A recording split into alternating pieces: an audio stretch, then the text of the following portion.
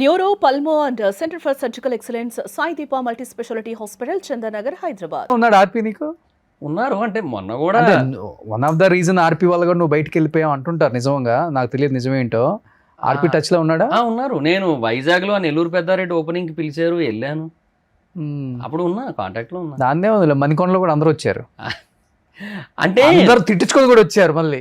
అంటే అదే అన్న, ఎండ్ ఆఫ్ ది డే అదే ఇంటర్నల్ బాండింగ్స్ వేరే ఉంటాయి కదా.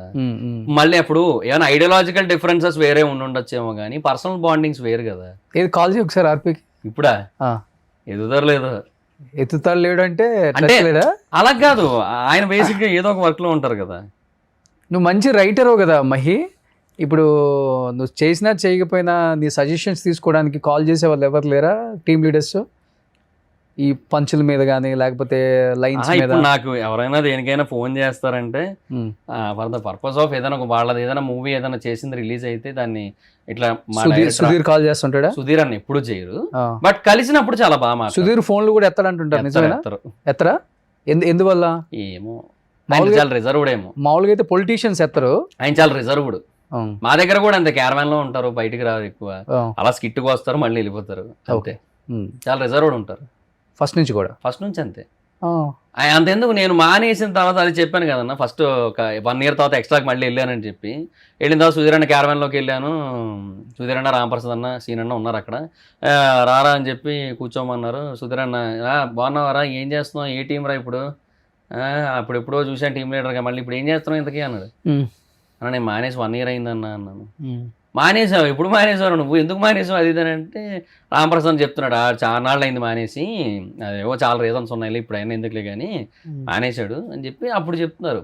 అంటే ఆయన అంత అప్డేట్లో ఉండరు, కాంటాక్ట్లో ఉండరు, అంతే. ఎవరికి కాంటాక్ట్లో ఉంటాడు ఎక్కువ మరి? సీన్ అన్నకి, ఆది అన్నకి, నాగబాబు. ఈ ఫంక్షన్స్ కూడా బయటకి ఎక్కువ రాడు, చాలా రేర్.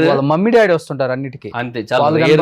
నాకు మొన్న పెద్దంతల టెంపుల్లో జరిగిన దానికి మట్టుకు జస్ట్ వచ్చి ఒక 15 minutes అలా ఉండి వెళ్ళిపోయారు. అంటే మామూలుగా అయితే పెద్ద పెద్ద హీరోలు తొందరగా రారు, అంటే జనంలోకి రాకూడదు, అట్లాంటివి ఏమైనా ఉంటాయా? అది స్టార్టింగ్ స్టేజ్ నుంచి అంతేగా అన్న. అట్లాంటివి ఏమన్నా? అలా ఏమో, ఫ్యాన్స్ కలవకూడదు, లేకపోతే ఫ్యాన్స్ మధ్యలోకి రాకూడదు, అందరికి కనిపిస్తే స్టార్డమ్ తగ్గుతుంది, అది మెయింటైన్ చేయాలి. మిగతా హీరోలు మెయింటైన్ చేస్తుంటారు, అల్లు అర్జున్, ప్రభాస్, ఇట్లాంటి వాళ్ళు మెయింటైన్ చేసినట్టు మనం కూడా మెయింటైన్ చేయాలి. ఇలాంటిది ఏమైనా ఫీల్ అవుతుంటాడా? ఏం అలా ఎప్పుడు నాకు అనిపించలేదు. సుధీరాన్ని ఎప్పుడు అలా అనుకోరని అనుకుంటున్నాను నేను. నా ఒపీనియన్ అయితే మాత్రం ఆయన ఎప్పుడు అలా లేరు, ఎందుకంటే మాతో మాట్లాడినప్పుడు తెలుస్తుంటది కదా. సో ఆ జెన్యూనిటీ ఫీల్ అవుతుంటాం ఆయన మాటల్లో. ఓకే, ఆ కన్సర్న్ అనేది మనకు అర్థం అవుతుంటది. బట్ నువ్వే నా ఫోన్ ఎత్తారు మళ్ళీ. అదే అంటున్నా, నేను చేసా ఒకసారి. ఒకరోజు నేను ఒక లైవ్ పెట్టా, అంటే కంటిన్యూస్ 12 hours లైవ్ పెట్టా. సో ఆ టైంలో మా లైవ్ లో ఏంటంటే జబర్దస్త్ వాళ్ళకి చేయన్నా లైవ్ లో టైం పాస్ అవుతుంది అది ఇదని అన్నారు. సరే అని చేశా. ఉదయాన్ని ఎత్తలే, ఆదర్ని ఎత్తారు, చంద్రాన్ని ఎత్తారు, సీనాన్ని ఎత్తారు, రావు గారు ఎత్తారు, చంటన్ని ఎత్తారు, అందరూ ఎత్తారు. మరి ఎత్తకపోతే మెసేజ్ కన్వే చేసేది ఎట్లా? ఏదన్నా ఎవరికైనా అర్జెంట్ అవుతుంది, ఒకటి చచ్చిపోతున్నాడు, సుధీరే మంచోడు, సుధీర్కి ఫోన్ చేస్తే హెల్ప్ అవుతుంది, ఫైనాన్షియల్గా ఇప్పుడు బాగా స్ట్రాంగ్గా ఉన్నాడు, అందరి మీద తనే బాగా సంపాదించాడని చెప్తున్నారు కదా. మరి అట్లాంటి వాడు ఏదైనా హెల్ప్ చేస్తారని కాల్ చేస్తారు, ఎత్తరు, ఏంటి ఒక ప్రాణం పోతుంది, అప్పుడు ఏంటి? అదే మనం ఏదో సీన్ అన్న త్రూ అలా ఏమైనా వెళ్ళొచ్చు. ఓకే, సీన్ అన్న కాల్ నాకు తెలిసి ఆల్మోస్ట్ ఎక్కడున్నా లిఫ్ట్ చేస్తారు, బాగా క్లోజ్. అంటే ఎంత క్లోజ్ అంటే ఇంకా అసలు మ్యాక్సిమం ఇంకా బాగా జిగిరి దోస్తులు అంటారు కదా, ఇంకా అలా అనమాట. ఏదో ఆర్పిక్ చెయ్యి, మాట్లాడి అది చెయ్యాలి ఒకసారి. అసలు ఏం చేస్తున్నాడు? ఇది రింగ్ అవుతుంది. హలో అన్న, ఆర్పి అన్న? కాదండి, రాంగ్ నంబర్. అవునా, ఓకే ఓకే, సారీ అన్న. రాంగ్ నెంబరా? నువ్వెందుకు అంత కష్టపడతావు? నా దాన్ని నేను చేస్తానులే. ఇది ఆయన ఫస్ట్ నెంబర్. ఇప్పుడు నేను చెప్పలుడు. ఏ ఆర్పి గారు, నమస్కారం అండి. నమస్కారం రోషన్ గారు, చెప్పండి. ఏంటండి ఆర్పి గారు, ఎలా ఉన్నారు? బాగున్నా, ఫైన్. మీరు? నేను బాగున్నానండి. ఈ మధ్య మీ వీడియోలు చూస్తూ ఉన్నాను, చాలా ఆనందంగా హ్యాపీగా ఫీల్ అవుతున్నాను. ఎప్పటికప్పుడు అప్డేట్ అవుతున్నాము మేము కూడా మీ వీడియోస్ చూస్తూ. సో రాజకీయంగా మీరు ఎమ్మెల్యేనో ఎంపీనో అవ్వాలి, తొందరగా మిమ్మల్ని మినిస్టర్ గా చూడాలి. ప్రోటోకాల్ వెహికల్ సైరన్ మోగుతూ మిమ్మల్ని మీకు కాల్ చేసినప్పుడు మీరు ఆ స్పీకర్ పెట్టి మాకు వినిపించాలని మనస్ఫూర్తిగా కోరుకుంటున్నాను. ఆర్పి గారు కష్టపడుతున్నా, అంతేనా?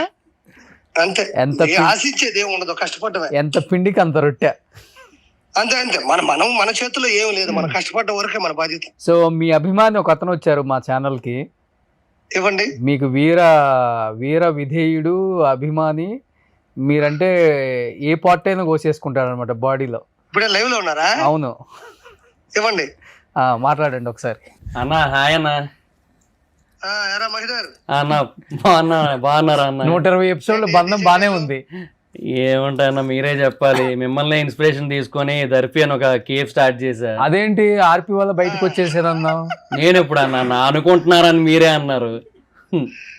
లేదు లేదు లేదు, ఏముంది, ఎవరు బతుకు తెరువు, ఎవరు కష్టార్జితం, అన్న ఎవరు ఏ స్థాయికి వెళ్ళాలని వాళ్ళ కష్టాన్ని బట్టి ఆధారపడుతుంది తమ్ముడు. అన్న బాగున్నారా అన్న? ఏముంది, ఇన్స్పిరేషన్ అంటే గురువు కదా అంటే తీసుకుంటారు. ఇన్స్పిరేషన్ అంటే అదే ఒకటి స్టార్ట్ చేశా కదన్న, ఒక బిజినెస్ ఒకటి. సో అది ఇంకా మీ ప్యాటర్న్, మీ స్పీడ్, మీరు ప్రమోషన్స్ చేసిన విధానం, సో అవన్నీ నెల్లూరు పెద్దారెడ్డి. నెల్లూరు పెద్దారెడ్డికి.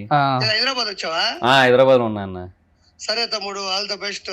జాగ్రత్తగా నీట్ గా చేసుకో, అన్న మంచి స్థాయికి వెళ్ళాలని మనస్ఫూర్తిగా కోరుకుంటున్నాను. థ్యాంక్ యూ సో మచ్ అన్న. చేసావు, నా దాంట్లో కూడా దాదాపు ఒక 70 స్కిట్లు వరకు చేస్తుంటాం. 100 పైనే అన్న, మనం 100 పైన చేస్తుంటావు. నీకు ప్రతి డైలాగ్ గుర్తుంటది. రిహార్సల్ చేసేటప్పుడు రాజమౌళికి కావచ్చు, మిగతా వాళ్ళకు కూడా డైలాగులు చెప్పు అంటే నువ్వు వెళ్ళి నీట్ గా చెప్పి వాళ్ళకి ఎక్కించేవాడు ఈ టైంలో, గ్యాప్ లో. మంచి టాలెంటే. ప్లస్ ఛానల్స్ పెట్టుకొని మంచిగా మీ అమ్మను కూడా చూసుకుంటున్నావని నాకు బాగా అనిపించింది. థాంక్స్ అన్న. రెండోది, ఏ బిజినెస్ అయినా దాంట్లో నిఖార్సుగా, నిజాయితీగా, అంతే అన్న, పద్ధతిగా, అనుగుణంగా వెళ్తే ఖచ్చితంగా సక్సెస్ అవ్వచ్చు. థ్యాంక్స్ అన్న. Thank you so much. RP గారు, అదే నోటితో మాకు కూడా ఏమైనా బ్లెస్సింగ్స్ ఇస్తారా అండి? మీకేముంది గారు, మీరు కష్టపడ్డారు. మీరు సొమంటివ్లో ఒక మంచి స్థాయిలో ఉన్నారు. ఈ రోజు పెద్ద పెద్ద ఇంటర్వ్యూలు అంతా మీరే చేస్తున్నారు. ఏముంది అందులో? ఈ రోజు పెద్ద పెద్ద స్టార్లని ఇంటర్వ్యూ చేసే స్థాయికి వెళ్ళామంటే అది ఆషామాషి కాదుగా. ఏదో అన్న మీ బ్లెస్సింగ్స్. ఎంత డెడికేషన్, ఎంత డిసిప్లిన్, అది లైఫ్ మీద ఎంత ఫోకస్ ఉండాలి, లైఫ్ మీద, అది మామూలు విషయం కాదు కదా అల్లుడు గారు. అది చెప్తున్నాను, ఆర్పి బయటకు వచ్చినప్పుడు బాంబు వేల్చారని అందరూ అనుకుంటారు, కానీ ఉన్న నిజాలను చెప్పాడు నిర్మోహమాటంగా. అవును, దాంట్లో కొంతవరకు ఈ రోజు మహిదర్ కూడా మాట్లాడగలిగాడు. అవునవునవును, అందరూ ఉన్నారు వాళ్ళు. అంటే ఎందుకంటే తనకు కూడా చాలా పెయిన్ తో బయటకు వచ్చానని ఈ రోజే చెప్పాడు, నాకు తెలియదు. అవునవును, అయి ఉండొచ్చు. అన్న పోయిన తర్వాత చాలా అందరూ వచ్చేసారు. బట్ ఆడేదో యూట్యూబ్ ఛానల్స్ పెట్టుకొని దాని తర్వాత ఏదో దర్ఫీ ఏదో పెడుతున్నట్టున్నాడు విశాఖపట్నంలో. ఎవరు సొత్తు కాదు, ఎవరి టాలెంట్ వాళ్ళది, ఎవరి బిజినెస్ వాళ్ళవి, అంతే. ఎవరు ఏదైనా సాధించవచ్చు అల్లుడు గారు. అంతే అంతే. ఇప్పుడు ఏంటి, ఏదన్నా నామినేటెడ్ పోస్ట్ కోసం ఎక్స్పెక్ట్ చేస్తున్నారా? అల్లుడు గారు, నేను ఇంత ముందు కూడా మీకు ఒక మాట చెప్పాను. నాకు ఒకటే ఒక మాట, నాకు చంద్రబాబు నాయుడు గారి విజన్ అన్నా, లోకేష్ గారి కష్టం అన్నా నాకు విపరీతమైన ఇష్టం. నేను ఆ రోజుల్లో కూడా చెప్పాను. ఈ మధ్య ఫ్రీక్వెంట్ గా కలుస్తున్నారు అనుకుంటా బాబు గారిని. కలిశాను, అపాయింట్మెంట్ తీసుకొని. క్యాబినెట్ మినిస్టర్స్ కూడా అన్నిసార్లు కలవరు, ఆర్పి గారు కలుస్తున్నారు ఇప్పుడు. అలా ఏం లేదులే అల్లుడు గారు, నేను మామూలుగా అపాయింట్మెంట్ తీసుకున్నాను. అది దొరికినప్పుడే కదా వెళ్ళగలుగుతాం మనం. వెళ్ళినప్పుడు ఎలాంటి టాపిక్స్ డిస్కస్ చేస్తున్నారా? ఆయన ఎలాంటి టాపిక్స్ డిస్కస్ చేస్తున్నారా? అయ్యే ఉండవు అల్లుడు గారు, ఇచ్చేది చాలా తక్కువ సమయం ఉంటది. కనబడి మామూలుగా మాట్లాడి, మామూలుగా అంటే ఏముంటాయి, నేను ఏమైనా పెద్ద పండితుడినా లేకపోతే పెద్ద పొలిటీషియన్, జస్ట్ అలా కలిసి ఒక ఈ మధ్య మంచిగా. అవునవునవునవును అల్లుడు గారు, ఈ మధ్య మీ శత్రువుల్ని ఎప్పటికప్పుడు దాడి చేస్తూ మీ ప్రత్యర్థుల మీద చెప్పారు కదా అల్లుడు గారు. చంద్రబాబు నాయుడు గారి విషయం, నారా లోకేష్ గారి కష్టం, పార్టీని నిలబెట్టే విధానం నాకు విపరీతమైన ఇష్టం. అందుకనే నా కుటుంబాన్ని గాని, మా ఇంట్లో టార్గెట్ చేస్తున్నా, మా ఇంట్లో వాళ్ళ బూతులు తిడుతున్నా, నా చంపేస్తాన్ని కావాలని బెదిరిస్తున్నా కూడా ఏ మాత్రం భయపడకుండా వెనకడుగు వేయకుండా ముందుకెళ్తున్నా. అంటే వాళ్ళిద్దరి మీద నాకు ఉన్నటువంటి అపారమైన గౌరవం, అపారమైన ప్రేమ. నేను ఏ రోజు పోస్టుల గురించి ప్రత్యేకంగా ఆశించలేదు, నేను ఎప్పుడు ఆశించను కూడా. మనం కష్టపడి వెళ్తూ ఉంటే వాటంతటా అవి రావచ్చు, రాకపోవచ్చు, ఏదైనా సరే నేను డిసైడెడ్. ఓకే, 100% డిసైడ్ అంతే నేను. ఎందుకంటే నేను పార్టీ, నీ జీవితం తెలుగుదేశం పార్టీకి అంకితం. అంతే అంతే. దాని తర్వాతే కమిడియన్ అయినా, నెల్లూరు పెద్దారెడ్డి అయినా, లేకపోతే ఏదైనా ఫస్ట్ నెంబర్ 1 స్థాయి నేను నారా లోకేష్ గారితో, చంద్రబాబు నాయుడు గారితో అంటి పెట్టుకొని వాళ్ళ కోసం నేను ఏదైనా చేస్తాను. Super super super. నిజాయితీ ఉన్న వ్యక్తులు కాబట్టి ఏంటి నీ వాళ్ళు- నీ విజన్ ఏంటి ఆర్పి? ఎమ్మెల్యేనా ఎంపీనా? అయ్యేమో నాకు తెలియదండి. మీరు ఓయమ్మ మీ పెద్ద పెద్ద మాటలు మాట్లాడదులే కానీ ఆ, పార్టీ ఆదేశాల ప్రకారం నేను ప్రతి పని చేసుకుంటూ వెళ్తుంటాను. అంతే. నేను ఏది ఆశించను, ఉమ్, నేను ఏది మనసులో కూడా కోరుకోను. ఓకే. కేవలం పార్టీ. మీరు ఇందాక లైవ్ లో లేను అని అన్నప్పుడే నేను మాట్లాడాను, గుర్తుందో లేదు? మీరు లైవ్ లో ఉన్న సంగతి నాకు అవునవును, తెలుసు. ఎప్పుడు ఉన్నట్టు ఫ్యాక్ట్ గా మాట్లాడే వాళ్ళకి నేను అప్పుడు కెమెరా కూడా ఉంటే ఏంటి అల్లుడు గారు లేకపోతే మనం ఏంటి, వెళ్తూ ఉంటూ వచ్చేట్టు ఆ?